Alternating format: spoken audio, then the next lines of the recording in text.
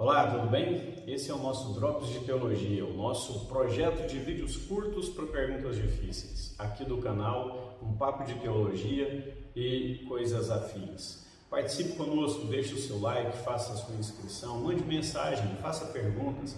Nós queremos te ajudar a entender a palavra de Deus. Bem-vindo! Olá, tudo bem? Eu sou o pastor José Cândido e nós estamos aqui para mais um episódio do nosso quadro Drops de Teologia, Gotas de Teologia. Esse quadro que tem como objetivo trazer respostas a perguntas complicadas que nem sempre são respondidas nas pregações das nossas igrejas. Eu quero te incentivar, se você não estiver ainda inscrito no canal, a se inscrever no canal, ativar as notificações, deixar o seu comentário, o seu gostei ou não gostei, deixar aí sugestões e perguntas para os próximos episódios. E a pergunta de hoje é uma pergunta que foi feita por um seguidor do canal. E a pergunta é a seguinte: quando Jesus escolheu os 12 em Lucas 6,13, Jesus sabia que Judas seria o traidor? Bom, eu quero te dizer que nós não temos um consenso em relação à resposta dessa pergunta. Não há uma resposta única dentro da teologia. Se você olhar, por exemplo, para uma igreja calvinista e perguntar para o pastor de uma igreja calvinista, ele irá te dizer o seguinte: olha, de acordo com João, capítulo 17, versículo 12, Judas estava predestinado a trair Jesus. Então, não havia nada a ser feito. Jesus escolheu Judas sabendo que Judas estava predestinado e Judas não tinha outra opção. Bom, essa é uma das respostas, mas essa resposta, a meu ver, ela tem um problema. E qual é o problema? Um outro texto. Eu quero ler com você, eu estou aqui com a minha Bíblia Thompson, hoje eu quero ler na Bíblia Thompson, Mateus capítulo 19, versículo 27 e versículo 28. Veja bem, o texto diz assim: então Pedro lhe perguntou: nós deixamos tudo e te seguimos. O que então haverá para nós? Respondeu-lhe Jesus: em verdade vos digo que vós, os que me seguistes, quando na regeneração o Filho do Homem se assentar no trono da sua glória, também vos assentarei sobre 12 tronos, para julgar as 12 tribos de Israel. Então veja, quando eu olho para João 17,12 e digo que Judas já estava predestinado a trair, eu tenho um problema com esse texto. Por quê? Porque Judas está aqui entre os 12 e Jesus está dizendo: vocês, os 12, vão se sentar e vão julgar as 12 tribos de Israel. Então, sobra a segunda linha de raciocínio, que é a segunda forma de nós respondermos a essa pergunta. E essa segunda linha, eu também preciso ser sincero, ela pode se desdobrar em outras, mas a essência da resposta vai continuar a mesma. Então veja bem, quando Jesus lá em Lucas capítulo 6, versículo 13, lembrando que esse texto também está em Mateus capítulo 10, está em Marcos capítulo 3, tá? Mas quando eu pego Lucas 6,13, o texto diz assim que Jesus, no 12, Jesus subiu para o monte para orar e passou a noite em oração. No 13, o texto diz que ele desceu e então ele escolheu 12 dentre aqueles que o seguiam. Quer dizer que não tinha só 12, não é? Porque senão não haveria escolha. Ele pegou ali naquele grupo e separou 12. Daqueles que ele separou, ele chamou de apóstolos. Aqueles então separados foram chamados de apóstolos. Observe que o texto diz que foi um ato exclusivo de Jesus. Nenhum dos discípulos levantou a mão, e falou: olha, me escolha. Não, é um ato de Jesus, é um ato da soberania. Então é Deus quem escolhe, é Deus quem chama. Não é o homem que chama, é Deus quem chama. Essa é uma verdade que está no texto. Agora, quando Jesus escolheu, ele sabia que Judas o trairia e ainda assim escolheu Judas? Por que Jesus não deixou Judas de fora? Bom, eu quero te dizer que a resposta para essa pergunta, sob o ponto de vista arminiano, não é? De quem não crê numa predestinação fatalista ou numa dupla predestinação, de quem não crê em predestinação da forma que os irmãos calvinistas creem, a resposta para essa pergunta, ela exige que nós entendamos o Novo Testamento como um todo. Eu preciso ler esses textos e ler esses textos sob a luz do texto de Filipenses capítulo 2. Por quê? Porque se eu não fizer dessa forma, eu vou ter problemas. Mas Filipenses capítulo 2 diz assim que Jesus, sendo Deus, não ousou ou não usurpou o ser igual a Deus. O que esse texto de Filipenses quer dizer? O que Paulo está falando para nós? Que Jesus, no capítulo 2, Paulo está explicando para a gente o ministério terreno de Jesus e atestando a sua divindade plena. Então, e a sua humanidade plena também. Então, o que Paulo está dizendo para nós ali é que Jesus abriu mão de certos atributos enquanto humano. E ele abriu mão desses atributos por autopreservação humana. Por exemplo, enquanto homem, Jesus não foi onipresente. Jesus não estava em todos os lugares ao mesmo tempo. Essa era uma limitação da natureza humana de Jesus. E Jesus abriu mão desse atributo divino. Assim como na onipresença, Jesus também abriu mão em diversas ocasiões da onisciência. Aliás, nós vamos perceber que quando Jesus usa a onisciência, esse atributo, que é um atributo divino, o texto é muito claro. Por exemplo, quando nós pegamos aqui o texto, vamos lá, quando nós pegamos o texto do Evangelho segundo Marcos, aqui no capítulo 2, no versículo 8, o texto diz assim: Jesus, conhecendo logo em seu espírito, veja, o texto não diz que Jesus sabia, num conhecimento aqui gnóstico, num conhecimento de mente, não, o texto diz assim: Jesus, conhecendo em seu espírito que eles arrazoavam, o que os fariseus que estavam ali estavam pensando, disse: por que arrazoais sobre essas coisas em vossos corações? Jesus está dizendo: por que vocês estão pensando nisso? Como que Jesus sabia o que eles estavam pensando?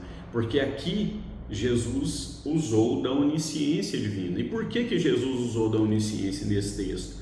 Basicamente porque Jesus queria mostrar para aqueles homens que ele tinha poder para perdoar pecados, não só para fazer curas, porque ele queria mostrar para aquelas pessoas quem ele era. Jesus desejava demonstrar: eu sou o próprio Filho de Deus, tanto que ele continua dizendo assim, para que vocês, no verso 10, para que vocês saibam que o Filho do Homem tem na terra poder para perdoar pecados. E Jesus fala: tem na terra, por quê? Porque no céu ele tem todo o poder. Então ele está dizendo: aqui também eu posso perdoar pecados, enquanto aqui na natureza humana eu ainda sou Deus, eu ainda tenho poder para perdoar pecados. Então, eu peguei um exemplo, mas nós poderíamos pegar vários outros. O Evangelho de João está cheio de exemplos assim, de que Jesus usou da onisciência, mas Jesus não usou da onisciência todo o tempo. Jesus abre mão dessa onisciência por autopreservação humana. Então, quando Jesus escolhe os 12, Jesus sabia que ele seria traído por um? Certamente. E por que Jesus sabia? Porque havia uma profecia falando a respeito disso. Quando nós lemos o próprio texto, vamos lá, o próprio texto de João capítulo 17, que é o texto que eu citei, né? João 17, versículo 12, Jesus diz assim: estando eu com eles no mundo, guardei-os no nome que me deste, nenhum deles se perdeu, senão o filho da perdição, para que se cumprisse a Escritura. Então é lógico que Jesus sabia que ele seria traído por um deles. Por quê? Porque a Bíblia já dizia que Jesus seria traído por um deles. E essa profecia é clara no texto de Zacarias capítulo 11. Lá está inclusive escrito que ele seria traído por 30 moedas. Então Jesus sabia que ele seria traído, e ele sabia que seria traído por alguém próximo, ele sabia o preço. Agora, Jesus sabia quem iria traí-lo? Aí nós precisamos voltar para o que eu estava dizendo antes. Jesus abriu mão da sua onisciência. Quando nós lemos o capítulo 13 de João, no capítulo 13 nós sabemos, a partir do versículo 21, nós sabemos que Jesus já tinha a consciência de quem seria o traidor. Ele diz assim, no versículo 21, na segunda parte, ele fala: em verdade vos digo que um de vós me trairá. Então não há no coração de Jesus nenhuma dúvida, não é? Ele sabia: eu vou ser traído e vai ser um de vocês. Pronto. Agora, a partir daqui, Jesus, aqui só recordando, né, nós já estamos chegando na última ceia, a partir daqui Jesus vai dizer: é você, Judas. É quem coloca o pão comigo aqui agora no copo, é você. E por que Jesus agora fala isso? Porque agora é o momento de revelar o traidor. O texto que nós lemos lá de Mateus capítulo 19 é uma resposta direta de Jesus a uma pergunta direta de Pedro. Pedro disse assim para Jesus: Senhor, e nós? Nós, Senhor, nós deixamos tudo para te seguir. E aí Jesus responde dizendo: em verdade, aqueles, vocês que deixaram tudo para me seguir, vão reinar comigo. O que Jesus está dizendo é que existe uma recompensa para aqueles que deixaram tudo por causa dele. Jesus está dizendo que aqueles que de verdade abandonaram todas as coisas e colocaram Jesus no lugar certo nas suas vidas, terão recompensa. O termo ali, vocês 12, se refere, né, a voz ali no grego diz isso, se refere àqueles a quem Jesus fala. É um discurso direto. Jesus está falando com os 12, por isso ele diz: vocês 12. Mas o que Jesus está dizendo é que em qualquer grupo, não só naquele, mas em qualquer grupo, aqueles que de fato deixarem tudo para segui-lo terão recompensa. Então, é importante a gente entender que, embora Jesus soubesse que seria traído, soubesse que seria traído por um dos 12, soubesse o preço da sua traição, até um determinado instante Jesus não tinha plena revelação de quem seria. E por quê? Porque Jesus não manifestava o atributo da onisciência em todos os instantes. Tá, aí você pode pensar: mas pastor, como que eu provo isso? Vamos lá, eu vou te dar 2 textos. O primeiro, Mateus capítulo 24. Esse é um texto muito conhecido, porque é o sermão escatológico, né? O sermão profético de Jesus. Sermão escatológico falando da segunda vinda de Jesus. Quando a gente chega aqui no versículo 36, olha só, o texto diz assim: porém, a respeito daquele dia e hora, ninguém sabe, nem os anjos do céu, nem o Filho, mas unicamente o Pai. O que Jesus está dizendo? O dia da segunda vinda, os anjos que estão no céu não sabem. O Filho, que sou eu, né, Jesus está dizendo, também não sabe. Só o Pai. Olha, por que Jesus está dizendo isso? Jesus não conhece o dia da sua segunda vinda? Sim. Mas naquele momento, naquele instante, Jesus, com aquela característica daquele momento, Jesus está dizendo: nem eu sei. Porque naquele instante não havia em Jesus a manifestação da onisciência. Talvez, e a gente pode até pensar nisso, pelo fato de que Jesus ainda não havia sido no seu corpo físico glorificado. Não é? Porque se a gente andar um pouquinho, né, vamos lá para Atos, se a gente pega aqui o texto de Atos capítulo 1, versículo 7, olha só o que diz aqui o texto de Atos 1, 7.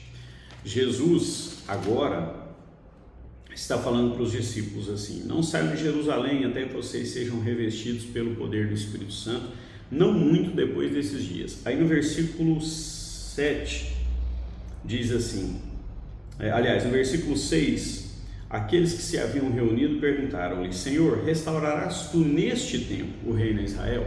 Observa que aqui o pronome se refere ao que foi dito antes, né? Então o que eles estão perguntando? Senhor, no dia que o Espírito Santo descer sobre nós, que nós formos cheios com o Espírito Santo, o reino de Israel vai ser restaurado? É nesse dia, percebe? É a mesma pergunta de Mateus 24. É nesse dia, Senhor, que será a sua segunda vinda? É nesse dia que o Senhor vai restaurar o reino? E aí Jesus responde, ele lhes disse: não vos pertence saber os tempos ou as épocas que o Pai estabeleceu pelo seu próprio poder. Observe que agora Jesus não diz que ele não sabe. Jesus diz que não cabe a nós, homens, seres humanos, sabermos. Jesus é claro, ele está dizendo, não cabe a vocês, porque foi o Pai que estabeleceu esse tempo. Qual a diferença de Jesus aqui para Jesus em Mateus 24? Aqui Jesus já estava com o corpo glorificado. Então, o caráter da onisciência voltou a ser algo permanente. Então, como eu te disse no começo, nós não temos um consenso, né? Eu até escrevi aqui nas respostas, né? Eu até coloquei aqui todas as possibilidades que nós temos, e são 5: a interpretação calvinista. Há uma outra resposta que eu também acho que ela merece ser dita, que é o fato de que Judas ainda não havia feito a escolha em trair Jesus. Ele não foi para Jesus pensando, eu vou seguir esse cara e depois eu vou vender esse cara. Não. Ele não foi para Jesus achando assim, eu vou seguir Jesus e depois de um certo tempo aí, se eu ver que esse negócio não vai dar muito certo, eu vou trair. Não. Judas foi seguir Jesus, como muitos dos seus discípulos, acreditando que Jesus seria um grande líder político, que restauraria Israel. E com o tempo ele vai percebendo cada vez mais que isso não vai acontecer. E aí a sua decepção, não em Jesus, mas nos seus próprios pensamentos, ou no que era o seu verdadeiro alvo, que era poder temporal, né? Judas começa a pensar, o que eu fiz? Eu estou perdendo meu tempo, isso aqui não vai mudar a minha vida, não é? Infelizmente, como muitos ainda pensam hoje. Então, essa é uma resposta que vale também a pena a gente pensar. Outra resposta que nós temos é a de que Jesus sabia, mas não revelou porque não estava na hora. Eu prefiro entender que Jesus sabia que um dos 12 seria o traidor, sabia o preço, mas não soube durante todo o tempo quem era. Vai chegar um certo momento do ministério em que é revelado pelo Pai a ele quem é o traidor. E aí, no momento certo, Jesus mostra para todos quem seria o traidor. Até porque Jesus não vai deixar nada que é feito às ocultas permanecer encoberto. É interessante que o termo usado para traição no original implica literalmente em entregar uma pessoa a outra. Entregar mesmo, é um ato, algo ativo, né? De você pegar alguém e entregar a outra. Por isso Judas precisa ir até Jesus e beijar Jesus, porque é preciso ação. E sabe, a ação muitas vezes inclui uma atitude egoísta, e foi o que aconteceu com Judas. Então eu quero aproveitar essa resposta para te dizer, a cada dia procure sondar o seu coração e verifique quem ocupa o centro do seu coração. Se Jesus, se você mesmo, se outras pessoas, porque se Jesus não for o centro, então ele não será nada. Deus te abençoe, até o nosso próximo encontro.